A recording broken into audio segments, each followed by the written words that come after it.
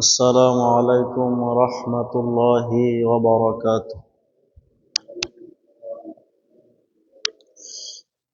إن الحمد لله نحمده ونستعينه ونستغفره ونؤمن به ونتوكل عليه ونعوذ بالله من شرور أنفسنا ومن سيئات أعمالنا. من يهده الله فلا مضل له ومن يضلله فلا هادي له.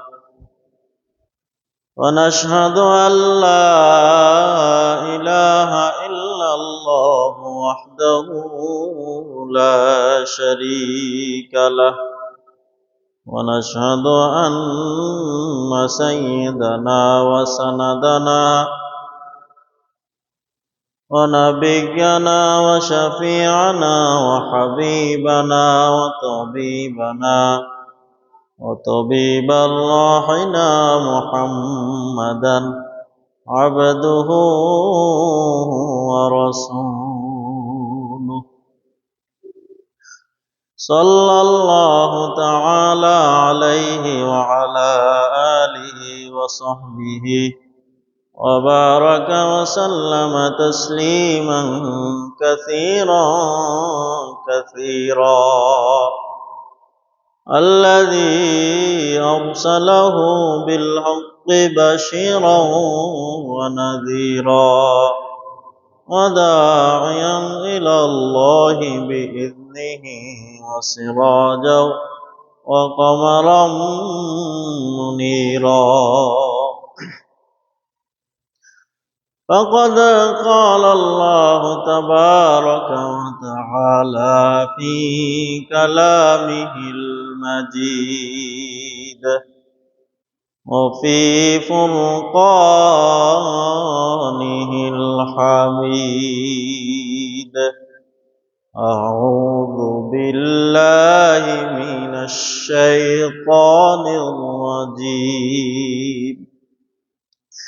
بسم الله الرحمن الرحيم.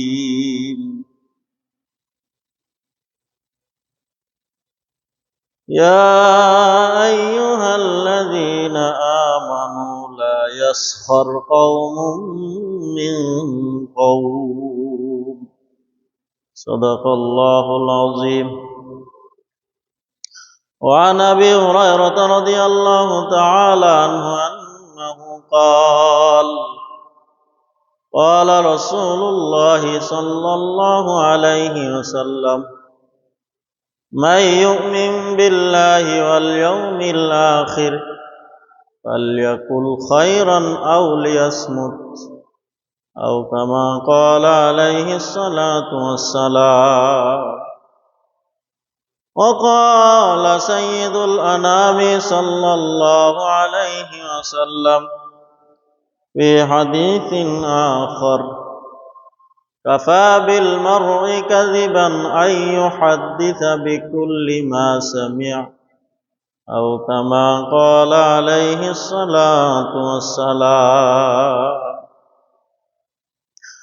وقال تعالى في شان حبيبه ومحبوبه آمرا ومخبرا: إن الله وملائكته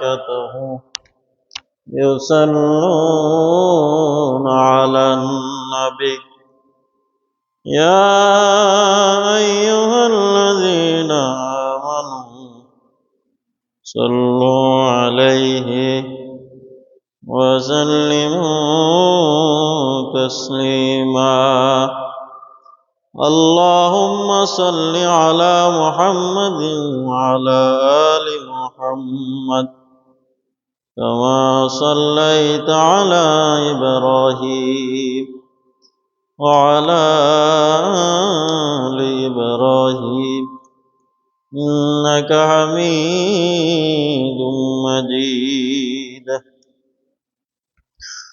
اللهم بارك على محمد وعلى آل محمد كما باركت على إبراهيم وعلى آل إبراهيم إنك حميد مجيد بلغ العلا بكماله كشف الدجى بجماله حسنت جميع خصاله صلوا عليه وآله هو الحبيب الذي ترجى شفاعته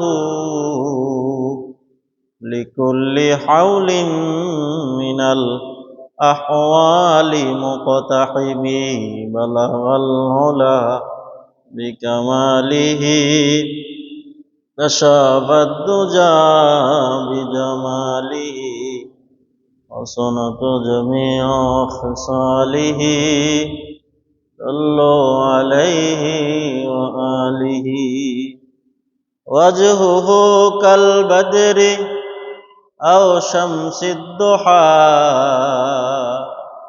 صدره مشكاة أنوار الرسل بلغ العلا بكماله كشف الدجى بجماله حسنت جميع خصاله صلوا عليه وآله آمنت بالله سبحانك لا علم لنا إلا ما علمتنا إنك أنت العليم الحكيم وسبحانك لا فهم لنا إلا ما فهمتنا إنك أنت الجواد الكريم উপস্থিত মুআজ্জাজ সম্মানিত মুসল্লিয়ানে কেরাম, আমরা সর্বপ্রথম সে মহান রব্বে আরশে কারীমের শুকরিয়া আদায় করব যে মহান রব্বে আরশে কারীম দীর্ঘ একটি সপ্তাহ পরে জুমার মসজিদে আমাদের মতো নালায়েক নগণ্য অদম পাপিষ্ঠ গোলামদেরকে তাহার মহান বিধান পালন করার জন্য নিয়ে এসেছেন। সেজন্য আল্লাহ সুবহানাহু ওয়া তাআলার শুকরিয়াকে আদায় করার লক্ষ্যে বিনয় অবনত হয়ে শ্রদ্ধাজনিত চিত্তে হৃদয়ের সবটুকুন আবেগ অনুভূতি ভালোবাসা উচ্ছ্বাসকে উজাড় করে বলে আলহামদুলিল্লাহ। আল্লাহ সুবহানাহু ওয়া তাআলার অপার করুণা স্নেহ মায়া ভালোবাসা মুহাব্বত আমাদের উপর আছে বিদায়ী আমাদের মতো অযোগ্য লোকদেরকে তাহার মহান করে নিয়ে এসছেন। আল্লাহ চাহে তো এই সংক্ষিপ্ত পরিসরে আমরা সূরাতুল হুজুরাত থেকে ৬ নং আয়াত থেকে প্রত্যেকটা সংবাদ যাচাই করে তারপর পদক্ষেপ নেওয়া, এই বিষয়ে আমরা সূরাতুল হুজুরাতের তাফসীরের ধারাবাহিক আলোচনা থেকে ইনশাআল্লাহ করার চেষ্টা করব বিফাদলিল্লাহিল আযীম ওয়া বিমাশিয়াতিল্লাহ ওয়া বিইরাদাতিল্লাহ ওয়া মা তাওফীকি ইল্লা বিল্লাহ আলাইহি তাওয়াক্কালতু ওয়া ইলাইহি উনীব।